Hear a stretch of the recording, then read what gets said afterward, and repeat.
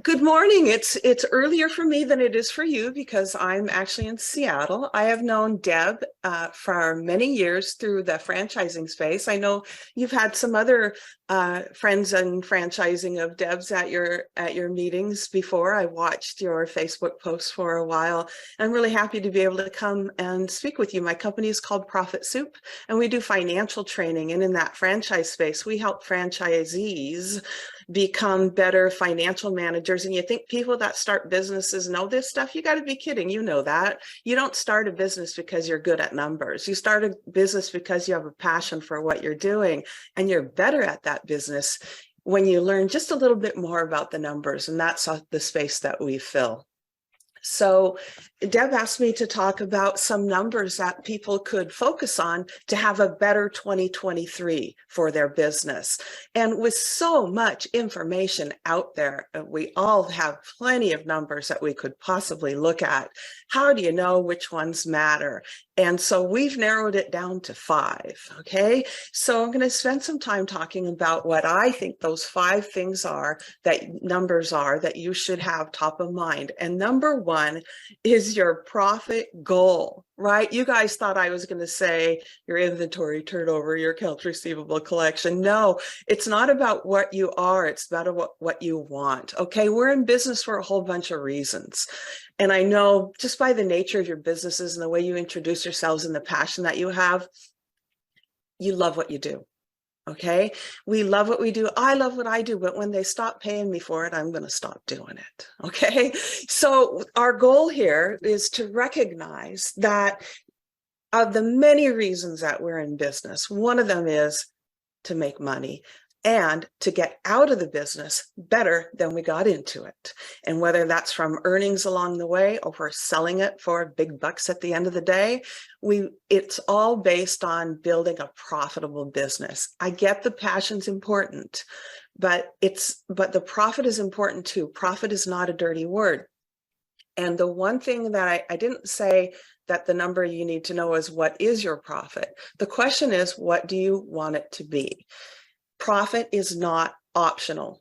You must earn a profit to be sustainable.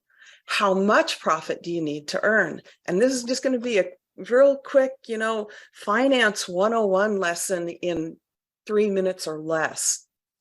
There's 2 basic financial statements that we have in business. One of them is called a balance sheet. One of them is called an income statement or a P&L. People are less familiar with the balance sheet. What the balance sheet says is it lists all the things that we own. That's what assets are. And that's on one side of it. And it's a balance sheet because it adds up to the total of the other side. The other side has what we owe. And if we kind of change that equation around, what we own minus what we owe is what's left. I noticed many of you talked about either looking for a home or being somebody who helps people get financing for homes. Think your balance sheet like your house. The asset is the house. That's what you own. The liability, that's the mortgage, and the equity is what's left. Okay, your business is the same way. You have assets in your business, and somebody had to pay for them, whether that be the owners, that's the equity, or the creditors. They got together and provided some money to buy some assets. Why do we have assets? One reason, so that we can make sales. Why do we want to make sales? So that we can make a profit. And at the end of the day, the accountant closes the books. And look, I am an accountant by trade. I am a CPA. I don't do debits, credits, or tax returns anymore. But I was an accountant so long ago that we actually had a book and we actually closed it at the end of the year. It was black, it had pages in it. But when we closed the book, what that means is you take the profit for this year, you're trying to zero out that income statement. So you start over fresh with 0 next year. And that profit goes somewhere. If I made money, I'm worth more. And so this thing is a balance sheet. And what happens when I close the books is it goes into that equity section. So let's just say I made a profit of 10. If this thing's a balance sheet, if equity goes up by 10, something else has to happen. Either assets are going to go up by 10 because I'm going to reinvest that profit into a new web page or whatever it is I need to drive sales. Or I could use some of that profit to pay back my debt, or I could say, heck with it, I'm taking it out of here, I'm taking it home. You need enough profit to do all three of those things. So when I say one of the numbers that you need to have in your mind is how much profit do you need? Profit is not like what happens at the end of the day if you're lucky. You can be intentional about profit. You can say, this is how much I need to make to pay my business debts, to build more assets or buy more assets for next year, and to pay myself a reasonable, not just salary, but return on the investment I've made into the business. So that's like where we want our headspace to be, is to really say profit's not optional. I have to have it, because there's three things that I need to do with it. And I must have enough profit to do all three things: to reinvest in my assets, to pay back my debt, and to pay myself not just a wage, but a return on my investment. So have you set your sights high enough to do that? So many times we set our sights too low, and that's a problem. You know, I would rather set my sights high, aim high and miss a target, than aim low and hit the target, right? So what is your target? I know some of you might be just starting your business and maybe you're not making money. Maybe you might even be losing money. If that's happening, the opposite of those three uses of profit is happening. We're digging a hole, we're burning out cash. We're maybe even having to borrow more. And we might, not only do we not take money out, but we have to put money in. So we definitely need to know what it takes to produce the profit that we're after. First, we need to know what that profit is. That's number one, is the profit goal. Number two is a profitable sales goal. A sales that if I hit that amount in sales, it would yield the profit I'm after. So here's a quiz for you, multiple choice. Just go ahead and type it into chat. How do you set your sales goal? Like last year, plus or minus some percentage, ask a fortune teller, or C, start with a profit goal and work backward. Obviously, I'm going to tell you the answer is C, right? Be intentional about building the fortune, the profit that you want. Don't leave it to chance. So the way that's done is with a thing that's called break-even analysis. And I'm not going to teach a break-even analysis today, but I am going to tell you it's the one skill set everybody, every business owner really needs to have in their toolkit. And it really changes things when you have this mindset. Now, let's define break-even. I'm sure you kind of have in your head what that means, right? Think about what's your definition of break-even. And I'll bet while some of you might be thinking of a formula, that's probably less useful than thinking of the words. It's that point in revenue at which you have no profit, but more importantly, no loss. Now, what I'm going to tell you is that you can take the formula when you learn how it works, and it's really quite simple. And you can twist it up just a bit and say, I don't want to break even. I want to break even plus I want to make a profit. How much profit? Enough to do all three things, right? That profit goal. I can use the same formula to get what I call my break-even plus. That's the sales goal that would yield the profits you're after. That's how we should be setting our sales goals. And it's not that hard to do. So, take this a step further though. A sales goal is not a sales plan, right? It's a starting point. It won't happen just because you have that goal. You cannot manage sales. You can't just have a goal and say, okay, I'm going to manage to get those sales. You have to manage the activities that drive the sales. So think about your business. The things that drive your sales are going to be one of three things: more customers who come and see you more frequently at a higher average, I'll call it ticket, but it could be an average job. It could be an average hourly or average invoice, average billing for the month, depending on the type of business that you are. So you need strategies for all three of these things. How do I get more customers? How do I get them to come back more often? And how do I increase my average ticket? And those, you may choose that one of those is a big driver for you in the coming year. We all want more customers, but one of the things that we learn when we do our break-even analysis and we look at based on our average ticket, how many customers do I need?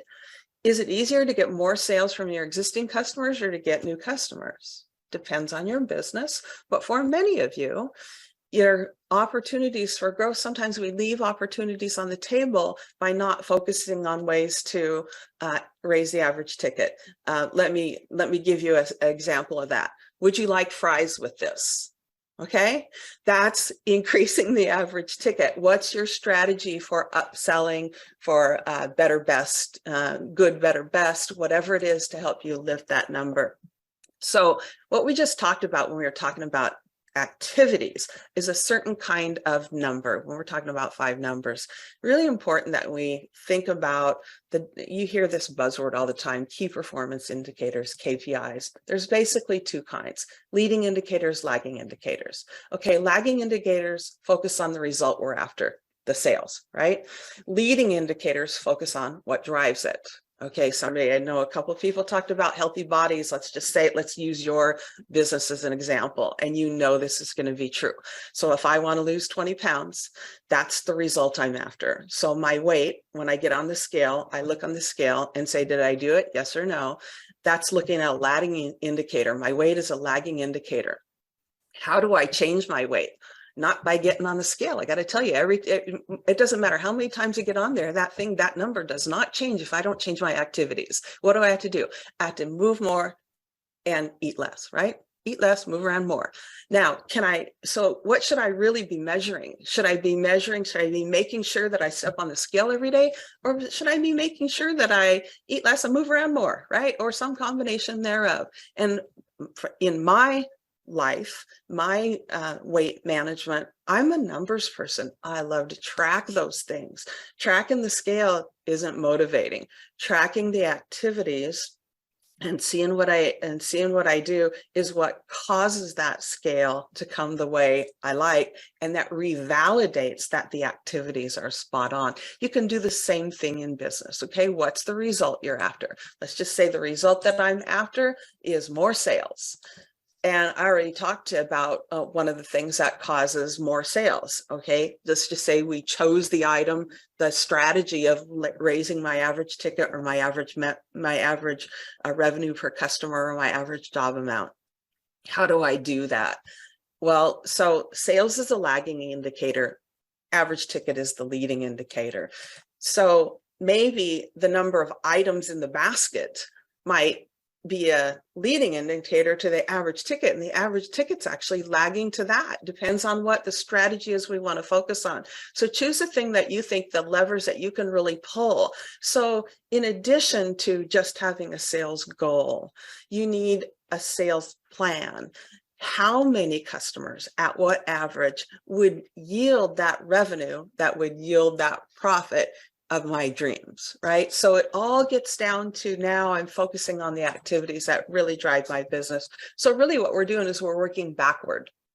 Okay, from my sales for the average ticket to the number of tickets, right? So now how am I going to get that number of customers or transactions or whatever it is? So then we can set strategies in place to do that. So I really think your average order, your average ticket, for most businesses, this is one of my top 5 numbers. So there we're at number 3. Number 4 is your marketing spend to get there. Thank you very much for the website design. I can't remember, I didn't write your name down, but for me, that is key to my business. And many businesses are like that today, that digital presence is what drives our success. And that doesn't happen while we can do, organic marketing things. And for some businesses that works really well. And there are some great opportunities to maximize leads by having a very good, strong digital presence. But even in addition to that, actually spending some money to boost that can make those make things go a really long way. Now, what happens when we're looking at our profit is we're seeing we're not making enough money. So what do we want to do? We want to cut costs, and that advertising is the low-hanging fruit of cost cutting. And don't you do it. Okay, who said this? Stopping advertising to save money is like stopping your watch to save time. Who said it? Was it Warren Buffett, Jimmy Buffett, Henry Ford, or John Wanamaker? What do you think? The answer was Henry Ford. Very smart man, knew very much what it takes to drive a business. And don't fall into that trap like, my profit's not big enough. What are my optional costs? Oh, maybe I shouldn't advertise. Maybe I shouldn't spend money on growing my business. Okay, it's tempting. I know it. I do it myself, but we got to always be mindful of that. Why? Another important quote. It's important to remember that your competitor is only one mouse click away. Who said it? Was it Elon Musk, Douglas Werner from JP Morgan, Benjamin Franklin, or Jake from State Farm? Okay, so it was actually Douglas Warner, and none of us even know who that is, but really smart guy, and realized very early in the game that even for very large businesses, that digital presence is really important. So it's really important not just that we have a marketing budget, but that it aligns with our plan. And remember, when I talked about a sales plan, we determined how many customers we needed, right? Sales divided by the average customer or average ticket was the number of customers or transactions we needed. So now if I know, this is something that's really cool if you are in the digital space. If you get leads, you have a certain number of leads and you have a certain number of customers, and that ratio, that percentage of leads that become customers, that's what we call your conversion ratio. So if I know what how many customers I need, and I know what my conversion ratio is, I can determine how many shoppers I need to do that. So we're going to align this marketing plan with our sales plan. So if we know how many customers we want, if we know at what rate we convert leads to customers, we could know how many shoppers or leads we need. This works really well in digital-oriented businesses. If I know what my leads are, because sometimes I pay for leads, pay-per-click. Somebody mentioned SEO. My leads times my cost per lead gets me to my advertising budget. And if I cut my advertising budget, what happens? I have fewer leads, fewer shoppers, fewer customers, lower sales. And yet we're still tempted to cut that advertising budget. So if you have a history of what those conversion, how effectively you convert leads to sales, it's a great business advantage. Not all businesses are easy to track in this way, and sometimes you just have to be like mindful of it and not worry about keeping track of every little thing. But digital type businesses, it's easy to track. So this works for everybody. Have a marketing calendar, one that includes whatever your digital promotions are, your traditional promotions.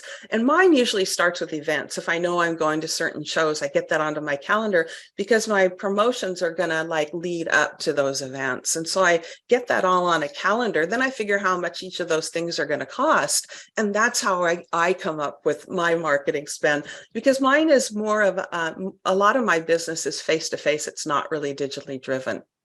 So varied activities throughout the year drive brand awareness. So whether your digital presence is what markets you, or personal contact marketing, vary those activities. What happens, this is the consultant's trap. We get really busy, so we stop marketing, right?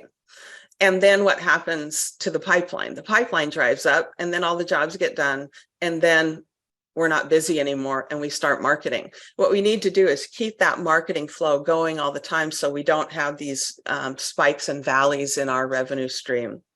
And my last number that I think everybody needs to pay attention to is the phone number for a good bookkeeper or accountant. Okay, it's really hard to go at it alone, and many of you, this is not what you do for a living.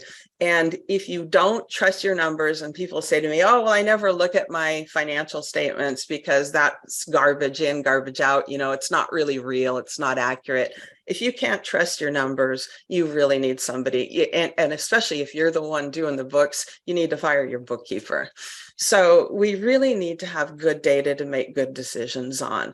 And sometimes when you're doing the books yourself, instead of the garbage looking like this, it looks more like that. So if that's the case for you, do something about it, get some help. You should have someone on your team. Not everybody is a numbers person, right? You don't need to be a numbers person, but you need somebody that you can trust, that you can talk with about your numbers. Because if we can just take a non-numbers person, like I'm an accountant, I'm a CPA. CPAs don't make great business owners because we're risk adverse, right? We don't want to take a chance, but we're really good at doing the numbers part. If I can take someone like you who has guts and passion and just add a little bit of fine tuning on your comfort level with the numbers, you can go from good to great. So any questions that anybody has? Happy to field them. That cracked me up. What owl. Hi. Do you have a question? No, that was amazing. If anything, I totally understand the part about valuing and charging what you're worth. I've always had a problem with that. And I constantly get people asking me, you know, to donate my services in exchange for exposure. And a joke, I don't say this to clients, but a joke between other face painters and artists I know is you can die from exposure. And you have to make a living as well. And I do volunteer things when I'm able, or donate to local schools, or give first responders or schools or people discounts. But I have to make a living too, especially after COVID, when I didn't have any work for almost 2 years. Yeah. So I think one of the things you're describing is the downside of passion, right? It's the thing that makes your business great. And it's the thing that makes you do it without a profit motive, right? So I think it's just really important that we become intentional about profit, and that it's not optional. It's kind of like the rent or any other bill you had to pay. You must pay it. You must have it. You must earn enough sales to be profitable. And switching that mindset, it provides you some guideposts for some decision making. And there's more than one way to get there from where you are, right? And decide what you want to be. Do I want to, you know, be big and have a lot of volume, or would I rather have fewer customers that I do more important things for, and maybe fewer customers that are less fee sensitive, right?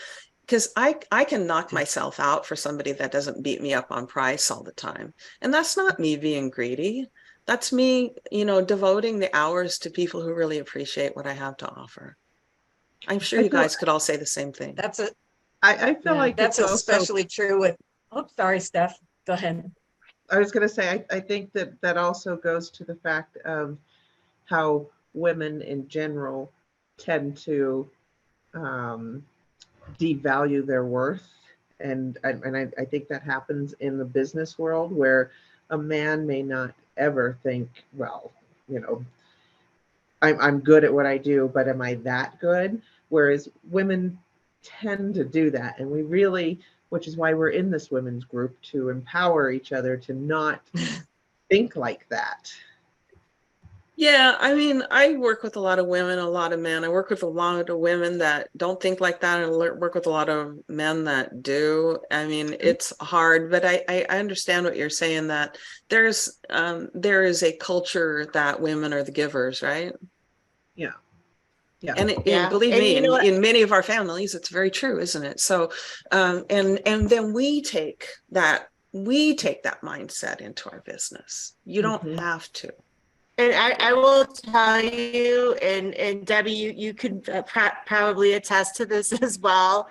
You know, women in the real estate industry and the mortgage industry, we want to help everybody, and you know, and we'll do that. But it does get to a point where, you know, it's okay to fire somebody if they're just going to completely take advantage of you, and you're, you know, and soak up all of your time with nothing in return. You do get to the point where you say, you know what, I can't do this anymore. I can't work with you anymore. I need to focus my time on somebody who's we're going to kind of have more of a give and take relationship. So I think it's okay for us to do that.